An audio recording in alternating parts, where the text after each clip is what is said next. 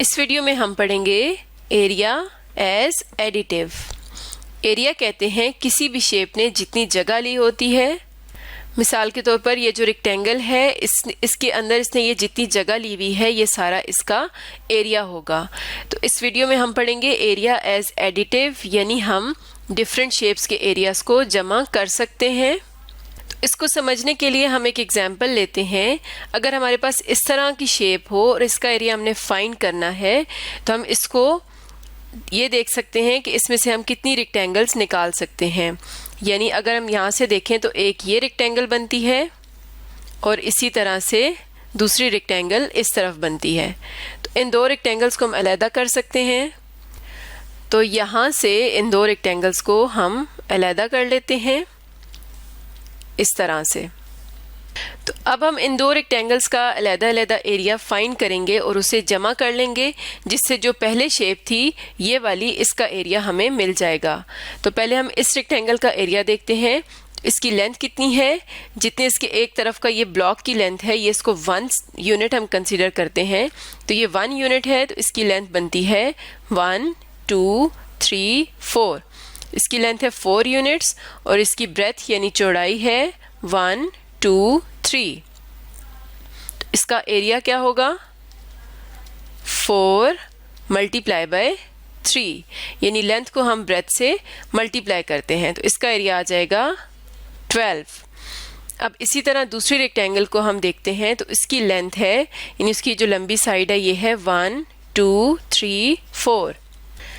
ये 4 है और 1 2 ये वाली साइड 2 है तो इसका एरिया होगा 4 मल्टीप्लाई बाय 2। तो 4 2s are 8। अब हम इन दोनों रेक्टेंगल्स के एरिया को जमा कर सकते हैं तो इसे हम लिखेंगे टोटल एरिया। तो ये आ जाएगा 12 प्लस 8 जो कि बराबर है 20 के। तो वो जो हमारे पास बड़ी शेप थी उसका एरिया है 20। तो इस तरह से हम किसी बड़ी शेप को छोटी रेक्टेंगल्स में अलहदा करके उनका एरिया फाइंड करके उन्हें जमा कर सकते हैं। तो इससे रिलेटेड एक एग्जांपल देखते हैं। तो अगर हमारे पास इस तरह की शेप हो और इसका एरिया हमने फाइंड करना है, यानी इसने अपने अंदर ये कितनी जगह ली हुई है हमने ये देखना है। तो अब हम इसको छोटी रेक्टेंगल्स में इस तरह से अलहदा करेंगे कि एक रेक्टेंगल इस तरह से बन रही है और दूसरी रेक्टेंगल इस तरह से बन रही है। तो अब हम इन दोनों रेक्टेंगल्स को अलहदा कर लेंगे। यानी अगर हमारे पास ये शेप है तो इसकी ये जो दो रेक्टेंगल्स हैं इन्हें हम अलहदा कर लेंगे और अब इनका एरिया फाइंड करेंगे।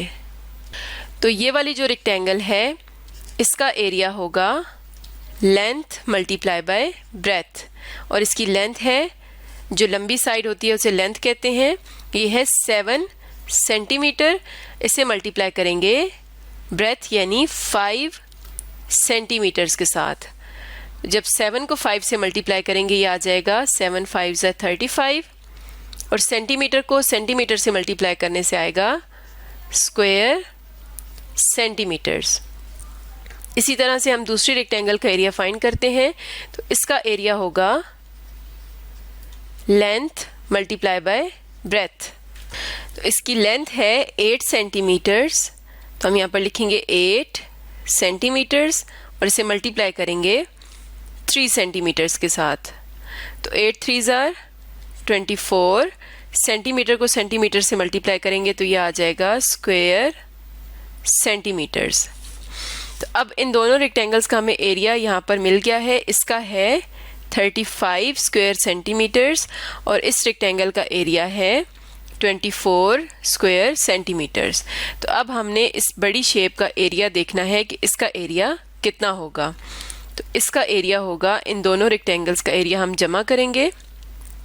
यानी ये जो रेक्टेंगल बनी थी इसका एरिया था 35 और ये जो रेक्टेंगल है इसका एरिया है 24। तो यहाँ पर हम लिखते हैं 24। अब इन दोनों रेक्टेंगल्स का एरिया जमा करेंगे तो 35 प्लस 24 तो ये आ जाएगा 59 और इसके साथ लिखेंगे स्क्वायर सेंटीमीटर्स। तो इस तरह से हम ये जो बड़ी शेप है इसका एरिया फाइंड कर सकते हैं। इसके अंदर हम छोटी रेक्टेंगल्स बनाते हैं और उनके एरियाज फाइंड करके फिर बड़ी शेप का एरिया फाइंड कर लेते हैं। तो इसे हम कहते हैं एरिया एज एडिटिव, यानी डिफरेंट जो शेप्स होती हैं, यहाँ पर जैसे हमने डिफरेंट रेक्टेंगल्स के एरिया को ऐड किया और बड़ी शेप का एरिया फाइंड किया। एक और एग्जांपल देखते हैं। अब हमारे पास इस तरह की शेप है और इसका एरिया हमने फाइंड करना है, तो इसको भी हम रेक्टेंगल्स में डिवाइड कर लेते हैं। तो एक रेक्टेंगल हम इस तरह से बनाएंगे और दूसरी रेक्टेंगल इस तरह से बन जाएगी और तीसरी रेक्टेंगल यहाँ पर। तो इसको हम रेक्टेंगल्स को अलग-अलग कर लेते हैं। तो यहाँ से हम एक रेक्टेंगल अलग करेंगे, इस तरह से यहाँ पर आ जाएगी। इसी तरह से ये जो दूसरी यहाँ पर रेक्टेंगल बनती है वो भी हम अलग कर लेते हैं और तीसरी रेक्टेंगल भी इस तरह से। तो यहाँ पर हमारे पास बनती हैं 3 रेक्टेंगल्स। और अब इन सब की लेंथ्स लिख लेते हैं। तो ये जो रेक्टेंगल है इसकी लेंथ है 9 और इसकी विड्थ दी गई है 4 मीटर्स। इसी तरह से ये जो दूसरी है इसकी लेंथ हमें नहीं दी हुई, तो यहाँ से हम देखते हैं। तो ये जो पूरी एक साइड थी इसकी लेंथ थी 11 मीटर्स और अगर ये 4 है तो इसके सामने यहाँ तक ये 4 होगी। तो अब हमने देखना है कि ये जो साइड है इसकी लेंथ कितनी है। और अगर देखा जाए तो अगर ये 3 मीटर्स है तो इसके सामने वाली साइड यहाँ तक 3 मीटर्स होगी। अगर ये 3 मीटर्स है, ये 4 मीटर्स है, तो ये वाली साइड हम किस तरह से फाइंड करेंगे? 11 में से हम 4 मीटर और 3 मीटर को माइनस करेंगे। तो 11 metres minus 4 metres minus 3 metres. तो 11 में से जब 4 माइनस करेंगे ये आ जाएगा 7 मीटर्स, माइनस 3 मीटर्स करेंगे तो ये आ जाएगा 4 मीटर्स। इसका मतलब है कि ये जो साइड है इसकी लेंथ है 4 मीटर्स, यानी ये वाली साइड। इसको हम लिखते हैं 4 मीटर्स। अब इसकी दूसरी साइड हमने फाइंड करनी है कि इसकी लेंथ कितनी है। तो अगर हम देखें तो ये जो पूरी साइड है इसकी लेंथ 9 है, तो ये भी पूरी 9 मीटर्स होगी। और हम देख सकते हैं कि यहाँ से यहाँ तक 5 मीटर्स है और ये टोटल कितनी थी? 9 मीटर्स। तो जब हम 9 मीटर्स में से 5 मीटर्स को माइनस करेंगे तो हमें ये वाली लेंथ मिल जाएगी। तो इसका मतलब है कि 9 मीटर्स माइनस 5 मीटर्स करेंगे तो ये आ जाएगा, ये वाली साइड आ जाएगी 4 मीटर्स। अब जो तीसरी रेक्टेंगल है इसकी साइड्स देखते हैं। तो इसकी एक साइड दी हुई है 3 मीटर्स और अगर हम यहाँ पर देखें तो ये वाली जो लेंथ है ये सामने वाली लेंथ के बिल्कुल बराबर है, तो ये वाली साइड होगी 9 मीटर्स के बराबर। अब हम इन सारी रेक्टेंगल्स का एरिया फाइंड कर सकते हैं। तो ये जो पहली रेक्टेंगल है इसका एरिया होगा लेंथ मल्टीप्लाई बाय ब्रेथ। तो इसकी लेंथ है 9 मीटर्स मल्टीप्लाई बाय 4 मीटर्स और 9 4s आर 36।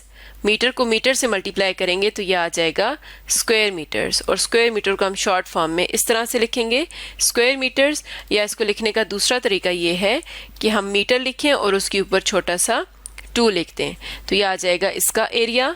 अब जो दूसरी रेक्टेंगल है इसका एरिया देखते हैं। तो इसका एरिया होगा लेंथ मल्टीप्लाई बाय ब्रेथ। तो इसका अगर हम देखें तो इसकी ये वाली साइड भी 4 मीटर्स है और ये वाली साइड भी 4 मीटर्स। दो साइड्स इक्वल हैं, इसका मतलब है कि इसकी बाकी साइड्स भी इक्वल होंगी, तो ये एक स्क्वायर है। तो हमने क्या करना है, इसकी दोनों साइड्स को मल्टीप्लाई करना है। 4 metres multiply by 4 metres, 4 4s are 16। Metre को मीटर से मल्टीप्लाई करेंगे तो ये आ जाएगा मीटर स्क्वायर। अब हम तीसरी रेक्टेंगल का एरिया फाइंड करते हैं। तो इसका एरिया होगा लेंथ मल्टीप्लाई बाय ब्रेथ और इसकी लेंथ कितनी दी हुई है 9 मीटर्स और इसको मल्टीप्लाई करना है 3 मीटर्स के साथ।